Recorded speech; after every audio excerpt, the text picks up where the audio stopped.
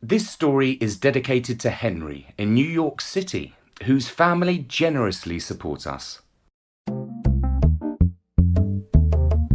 The Spy Who Never Was. A wicked uncle's story for Storynori. Hello, this is Richard, and I'm here with a brand new story about Jeremy, Jemima, and their wicked Uncle Jeff. One Friday night, Dad went out to the corner shop to buy popcorn, chocolate-coated peanuts, and fizzy drinks. When he got back, the family settled down to watch a movie. Ever since Dad had converted the back room into a TV den, it had become their favourite spot to spend the evening. He had set it up with 2 cosy sofas, low lights, and a huge flat screen. As Dad pointed out, watching a home movie could be almost as exciting as going to the cinema, and it was a lot cheaper. Jemima chose a film called The Spy Who Proposed to Me, about some kids who hated their mother's new fiancé. They thought he was far too boring to be their stepfather, and no replacement for their real dad, who had died tragically while making a TV documentary about swimming with sharks. As far as they knew, the new guy's job was importing electric clippers for grooming cats and dogs. He wore thick glasses, wore spotty bow ties, and kept goldfish in a big tank. His idea of excitement was to visit the local garden centre to pick out some pot plants. Little did they realise that secretly this goofy geek was a spy. He didn't really spend his time away demonstrating electric clippers at cat and dog shows, but actually travelled the world fighting master criminals. Of course, when they found out the truth and saw that he could teach Jackie Chan a few kung fu moves, they liked him a lot better. The film wasn't the best ever movie, but it wasn't the worst either. It was entertaining enough for a Friday evening. On Saturday morning, over breakfast, Jemima said, "Mum, do you think anyone we know is secretly a spy?" "I've long suspected that Uncle Jeff is in that line of work." "I thought his job was being mega rich," said Jeremy. "That's the point. I've never understood what he does to be so rich. What's his job again, dear?" This was addressed to her husband. Well, he does day trading." "And what's that?" asked Jeremy. "Because whatever it is, it pays well, and he only works for 2 hours a day." "Well, it's like, I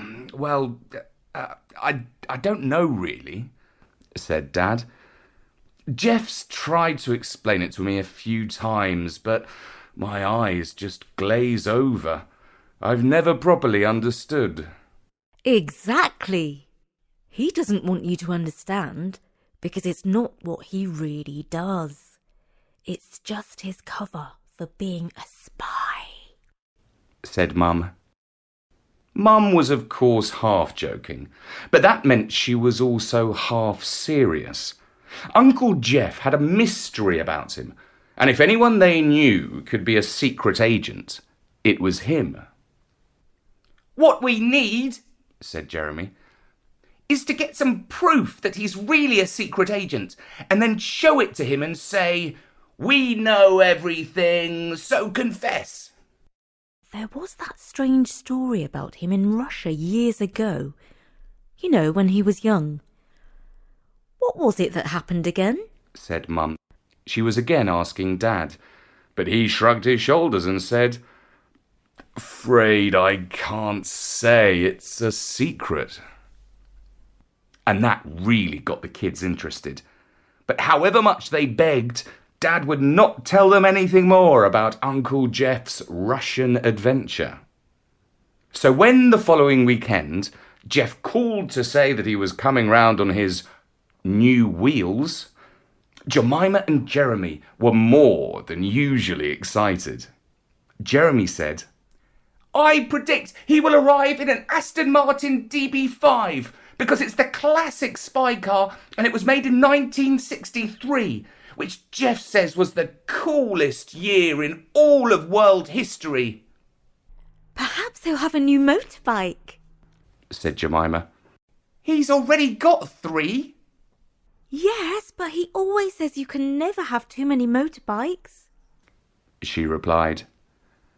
But neither of them was right. They weren't even close, because Jeff did not arrive in an Aston Martin, or any type of car, or on a motorbike. They saw him turn the corner of the gate and glide up the drive on top of a skateboard. He was wearing a yellow crash helmet, knee and elbow pads, and had a knapsack on his back. The children ran downstairs to greet their uncle, just as he came to a halt and hopped onto the ground. "Hi, kids," said Uncle Jeff. "Hi, Uncle Jeff," said Jeremy. "What kind of wheels are those?" "Those wheels," said Uncle Jeff, "are attached to my brand new electric skateboard." "Wow!" said Jeremy. "Can I have a go?" And very soon, Jeremy and Jemima were taking it in turns to drive Jeff's electric skateboard around the garden path. "How fast can it go?" called out Jeremy. 30 miles per hour, but don't try to go that fast until you can... And his voice tailed off. "Get the hang of it," he said almost under his breath, because Jeremy had just turned the wrong way and landed face down in the garden pond, which Dad had dug out a few months back. A frog hopped out of the way just in time. "Oh no, my skateboard doesn't like water," called out Jeff. "Oh no, my brother might drown," called out Jemima as they both ran over. Fortunately, Jeremy was not too badly hurt and managed to clamber onto all fours, and before standing up looking like a green monster because his head and face were covered in slime.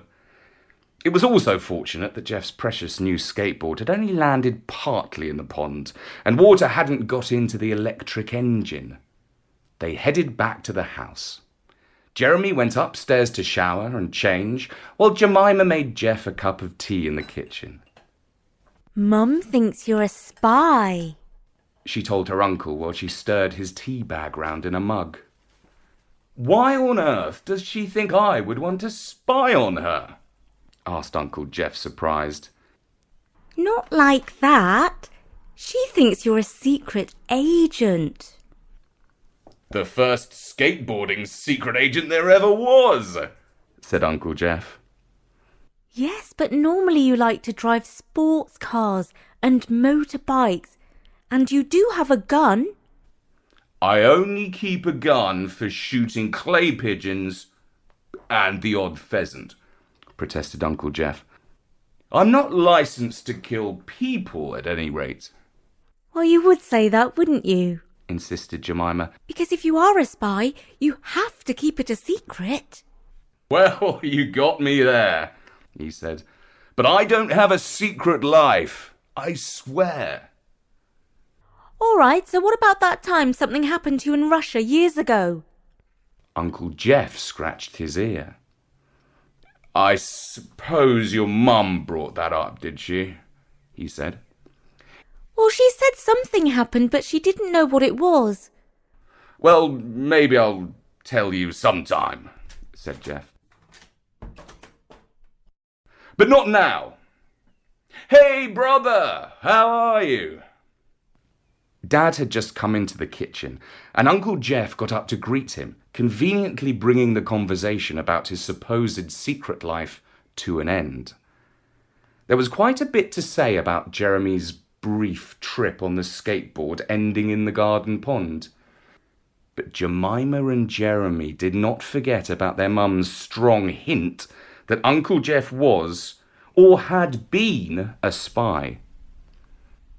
When Jeremy was cleaned up, they took the electric skateboard to the part of the park where the rollerbladers practiced their moves. It was a long stretch of tarmac that ran along one side of the lake. Some skaters zipped up and down at great speed. Others practiced stunts like standing on one leg or doing pirouettes.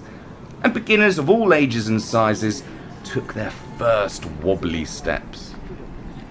There were also a few skateboarders, but of the foot-propelled sort.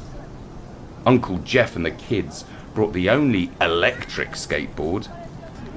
It feels a bit like cheating to have a secret motor, said Jemima as she strapped on her safety helmet. When she had attached her knee and elbow pads, Jeff handed her a pair of thick padded gloves. Now this time, he said firmly, before either of you two go shooting off, hang back for a few instructions. You hold the remote in your hand and press the wheel button at the top with your thumb to go forwards. If you're turning right, you need to lean forward on your toes. And if you're turning left, lean back on your heels. And above all, don't go too fast. Jemima soon got her balance and was gliding in the thick of the skaters. Jeremy was bursting to take a turn. When eventually he was standing on the skateboard again, he looked at the remote and asked, "So which of these buttons fires the rockets?" "What do you mean?" "Come on, we know you're a spy. There must be some rockets built into your skateboard. And a turbo switch to go extra fast, like 0 to 60 in 6 seconds. Jeff laughed. "That story again! What makes you think I'm a spy?" "Because you're interesting, not boring like Dad," said Jeremy.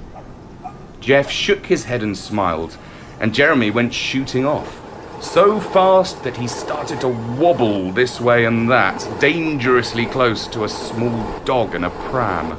"Hey, slow down!" shouted Uncle Jeff. "We don't want another accident." Jeremy jumped off the board, picked it up and turned it around. Soon he zoomed back. "Wow, was I flying?" he asked as he came to a halt by Jeff and Jemima. "Because it really felt like I was riding a flying carpet. I bet you can make it fly, Uncle Jeff. That's why you got this skateboard, so you can go up in the air and climb into high buildings and steal secret documents." Uncle Jeff shook his head. "You really do have an active imagination," he said. "But we're not imagining your Russian adventure. Because Mum said it was true," said Jemima. "And she never makes things up." "That is a fact," agreed Uncle Jeff thoughtfully.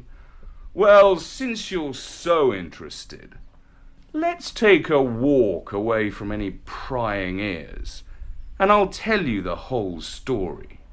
I think it will surprise you."